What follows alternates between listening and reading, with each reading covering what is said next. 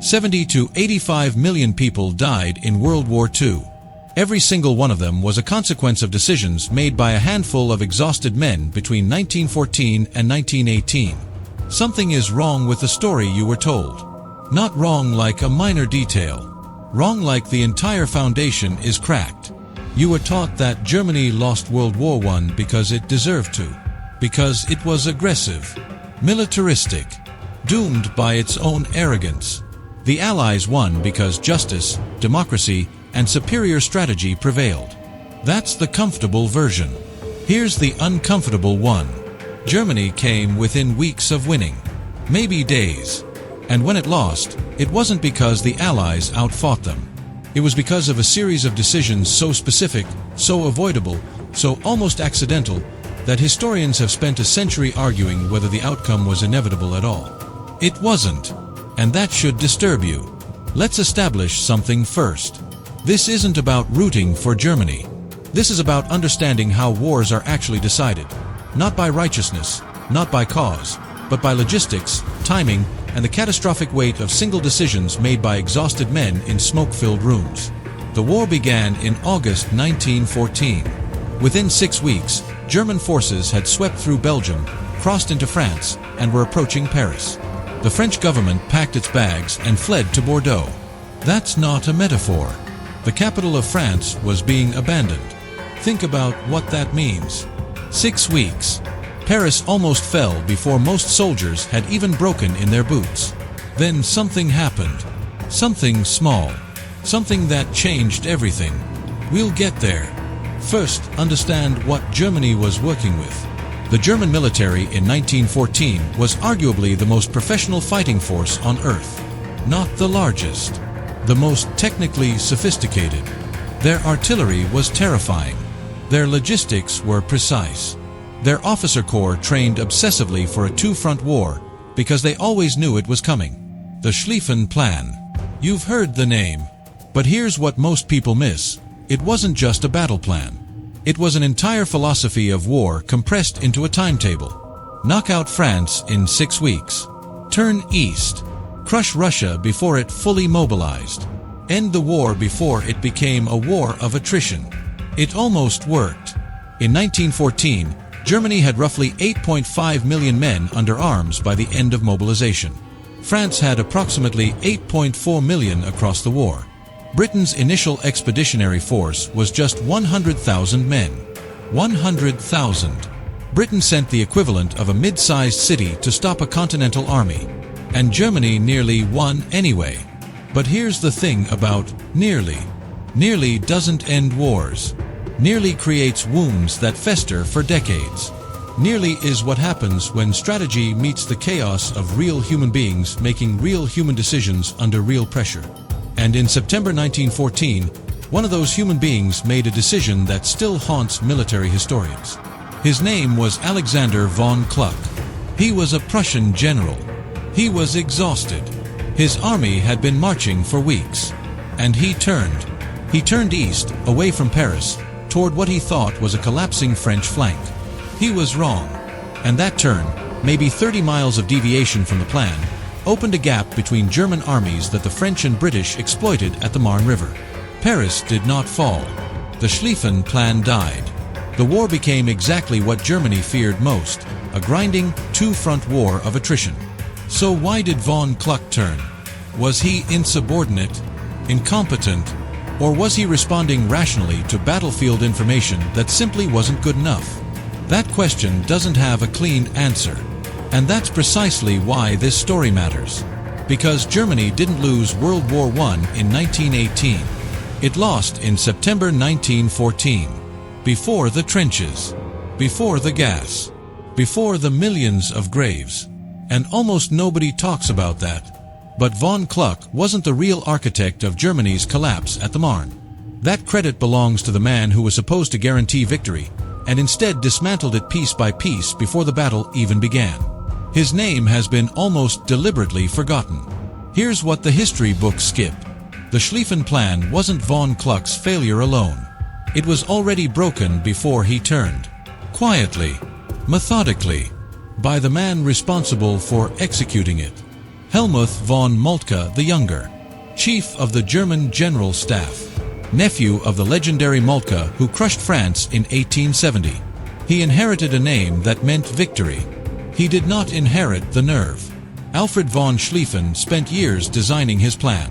The logic was brutal and elegant. Mass the overwhelming weight of German forces on the right wing. Sweep through Belgium. Encircle Paris from the west. The left wing, facing French forces near the border, would be kept deliberately weak. Let the French attack there. Let them overextend. Then close the trap. Schlieffen's reported last words, in 1913, were, "Keep the right wing strong." Von Moltke didn't. When the war began, he weakened the right wing, the hammer, and reinforced the left. He transferred divisions to East Prussia when Russia mobilized faster than expected. He pulled troops sideways when the battle lines shifted. He was managing anxiety, not executing strategy. By the time German armies reached the Marne in early September 1914, the right wing had lost somewhere between 100,000 and 200,000 men to transfers, detachments, and garrison duties before the decisive battle even began. That's roughly the entire original British expeditionary force, subtracted from Germany's most critical axis of advance.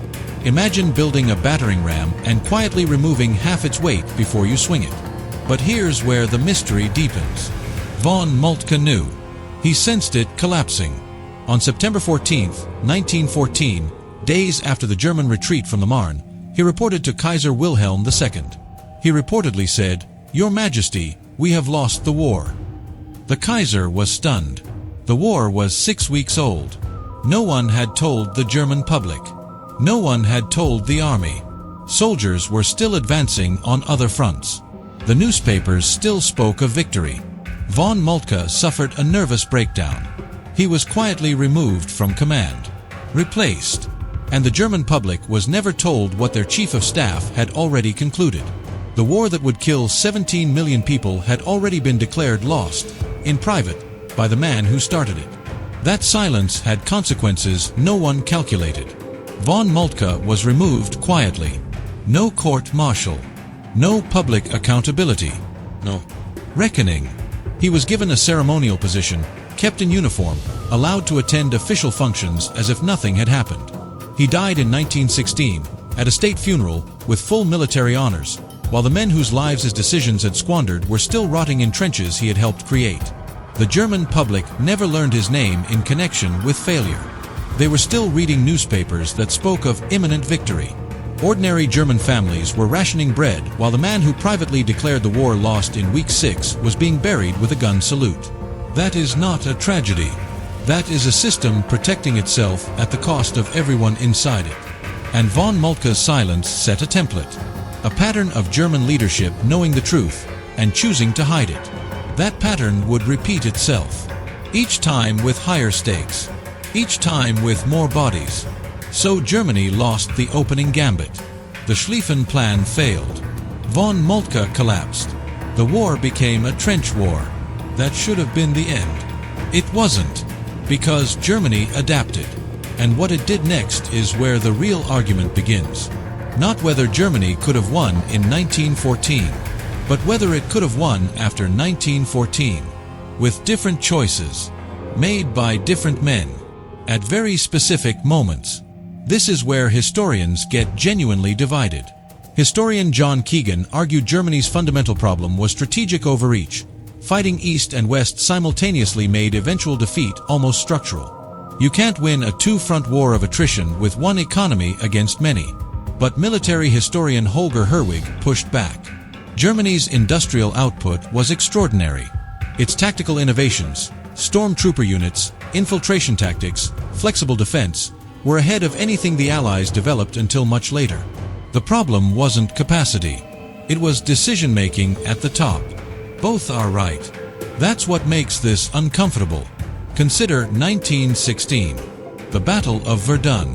This one requires careful attention, because Verdun is usually taught as German aggression, an attempt to capture a symbolic French fortress. That's not what it was. Erich von Falkenhayn, German Chief of Staff, designed Verdun as a trap, not a conquest. His stated goal, later disputed by some historians as post-war rationalization, was to bleed the French army white. Force France to defend a position of emotional significance until its manpower collapsed. He called it a bloodmill. A blood mill. The concept was coldly rational, almost mathematical. By the end of 1916, Verdun had consumed roughly 700,000 casualties, split nearly equally between France and Germany. 700,000 men. That's the entire population of a city like Seattle, wounded, missing, or dead. In roughly 10 months, the trap worked on France. It also consumed Germany. Falkenhayn had designed a machine that ground both armies simultaneously.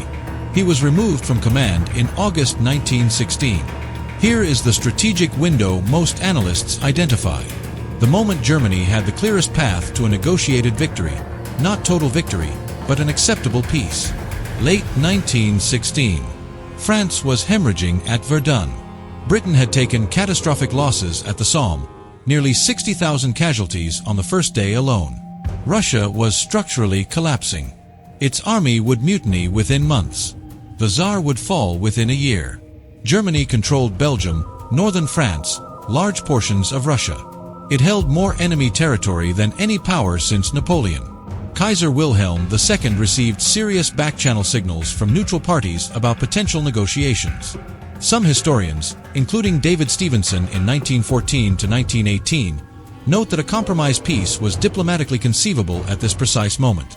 Germany rejected it, not out of arrogance alone, out of internal political fracture. The military leadership, particularly Hindenburg and Ludendorff, who took control in August 1916, believed total victory was still achievable. They doubled down. That doubling down had a name: unrestricted submarine warfare. Put yourself in that room. Late 1916. You are Ludendorff. You control the most powerful army in Europe. You hold enemy territory from Belgium to Russia. Peace is on the table. Not perfect peace, but survivable peace. Your country is starving. Your men are exhausted. But total victory still feels possible. Do you take the deal? Or do you gamble everything on one more push? Think carefully, because whatever you decide, millions of people will live or die with that answer. And you will never have to personally feel most of the consequences. In February 1917, Germany announced it would sink any ship, neutral or otherwise, supplying Britain. The calculation was explicit: starve Britain into submission within 6 months before America could mobilize. The math wasn't wrong. Britain was genuinely vulnerable. At peak U-boat effectiveness in April 1917, Germany was sinking 1 in 4 ships entering British waters. 1 in 4. Every 4th ship carrying food, ammunition, steel, gone. But the 6-month window assumed America would be slow, unprepared, reluctant. America was slow. But Germany miscalculated what slow actually meant. And there was one other decision made simultaneously. Quieter. More catastrophic. Sent over a telegraph wire in January 1917. You probably know its name. But you probably don't know what it actually said. Or who almost intercepted it first. The telegram that destroyed Germany's last diplomatic lifeline wasn't intercepted by America. It was intercepted by Britain weeks earlier. And what Britain did with it next was a masterclass in weaponizing intelligence without revealing you have it. The Zimmermann telegram. You've heard it mentioned, briefly, in textbooks, usually one paragraph, filed under Reasons America Entered the War. That framing is almost insultingly incomplete. In January 1917, German Foreign Secretary Arthur Zimmermann sent an encrypted telegram to the German ambassador in Mexico. The message was precise, clinical, devastating in its implications. Germany proposed a military alliance with Mexico. If America entered the war, Mexico would attack the United States from the south. In exchange, Germany would help Mexico recover Texas, New Mexico, and Arizona. Read that again slowly. Germany was proposing to fund a military assault on American soil, on American cities, on American families, while simultaneously sinking American ships in the Atlantic. This wasn't aggressive diplomacy. This was a declaration of war dressed in diplomatic language. But here's what the textbooks skipped. British intelligence had already broken Germany's diplomatic code. Room 40, Britain's code-breaking unit, intercepted and decrypted the telegram before it reached Mexico. They sat on it for weeks, carefully calculating how to reveal it without exposing their code-breaking capability. When they finally handed it to the Americans in late February 1917, Zimmerman did something no one expected. He confirmed it publicly, voluntarily. He admitted the telegram was real. His reasoning: he believed American newspapers would dismiss it as British propaganda. He thought the American public was too isolationist to care. He was catastrophically wrong. The telegram hit American newspapers on March 1, 1917. Within weeks, public opinion shifted in ways that months of British lobbying had failed to achieve. On April 6, 1917, America declared war on Germany. Now consider the human weight of that decision. Private Henry Nicholas John Gunther was among the first waves of American soldiers drafted after the declaration. A German-American from Baltimore. His letters home described his reluctance, his confusion about fighting men who shared his ancestry. He was killed at 10:59 a.m. on November 11, 1918, 1 minute before the armistice took effect. He is officially recorded as the last soldier killed in World War I. 1 minute. That is how close the margins were. Not just for one man, for the entire war. America's entry didn't immediately change the battlefield. But it changed something more important. It changed the clock. And while that clock was running, something was happening inside Germany that its own military leadership refused to acknowledge. Not on the battlefield. In the kitchens. In the classrooms. In the bodies of children who had forgotten what meat tasted like. Wars are not won by armies alone. They are won or lost in the minds of the men fighting them. In the letters they stop writing. In the orders they stop obeying. In the moment a soldier looks at the man beside him and silently agrees, this is not worth it anymore. Germany reached that moment long before 1918.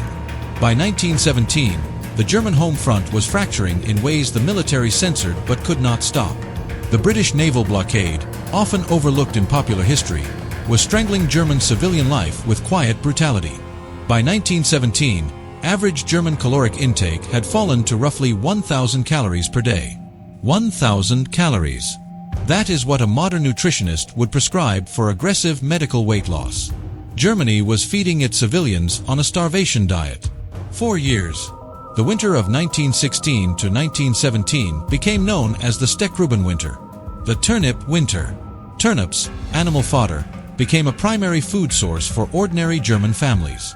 A Berlin schoolteacher named Kathy Russner wrote in her diary in February 1917, "The children come to school gray. Not tired. Gray. As if the color has been taken from them along with everything else." That is not a metaphor. That is a medical observation from a classroom. On the Western Front, the psychological collapse was equally precise. In 1917, the French army mutinied. 54 divisions refused orders. Soldiers weren't deserting.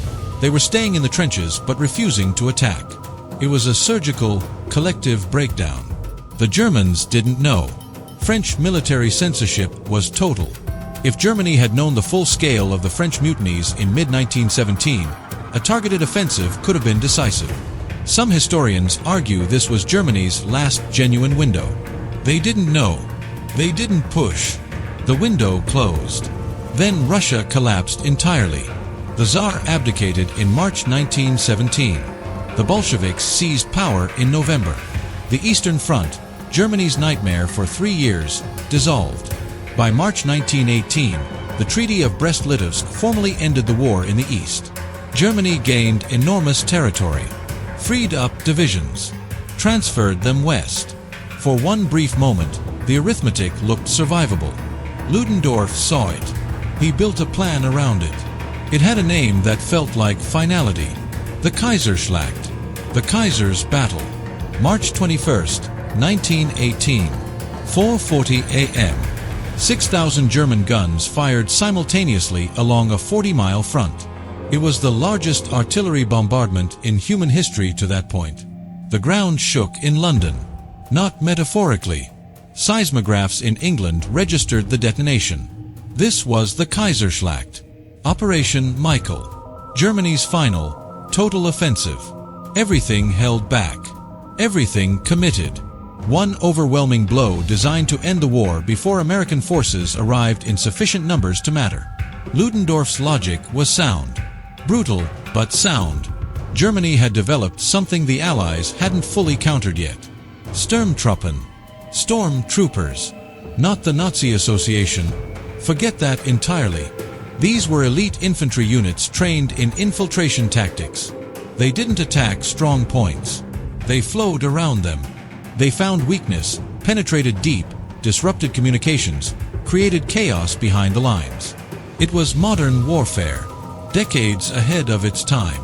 The same tactical doctrine that would define elite military units for the rest of the 20th century.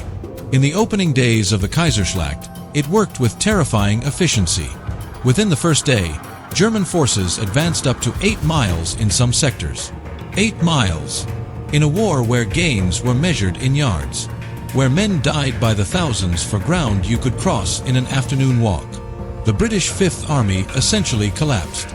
General Hubert Gough's forces were overwhelmed so completely that Gough was relieved of command mid-battle. The Allied lines buckled. A gap opened between British and French forces. For a brief, vertiginous moment, the war was genuinely winnable. But here is where the Kaiserschlacht reveals something important about how wars are actually lost. The stormtroopers advanced so fast they outran their own supply lines. They captured British supply depots and found something that stopped them cold. Food. Real food. Canned meat. Chocolate. White bread. Things ordinary German soldiers hadn't seen in months. Years for some. Divisions halted. Men ate. Officers struggled to maintain momentum against the gravitational pull of abundance after starvation. One German soldier, Sergeant Herbert Sulzbach, wrote in his diary on March 23, 1918, "The men are looting.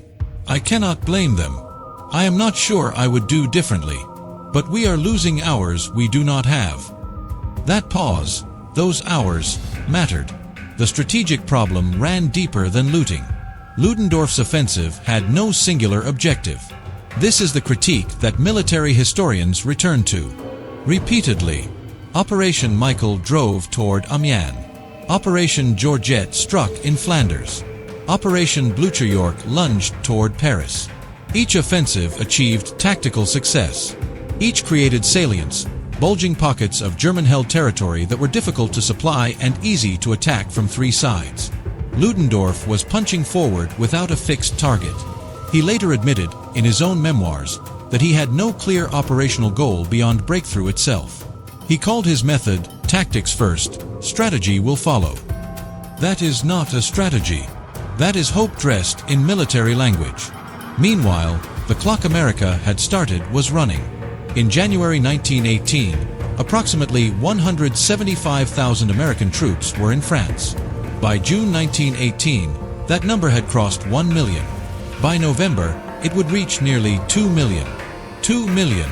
Fresh. Federal equipped. Arriving at 10,000 per day at peak embarkation.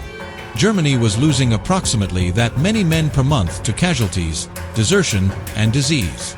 The arithmetic wasn't brutal. It was simply final.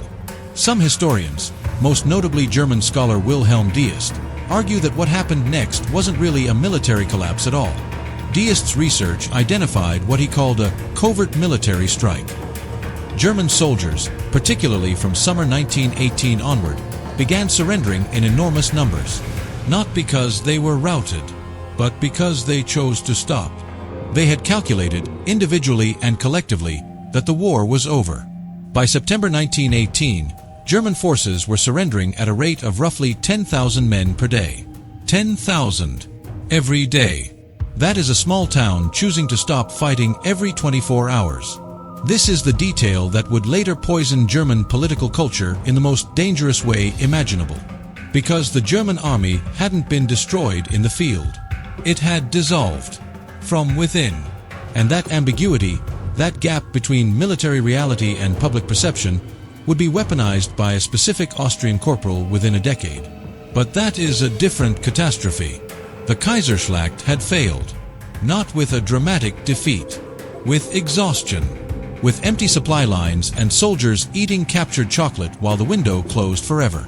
By August 1918, the Allies launched the 100 Days Offensive. Coordinated. Mechanized. Relentless.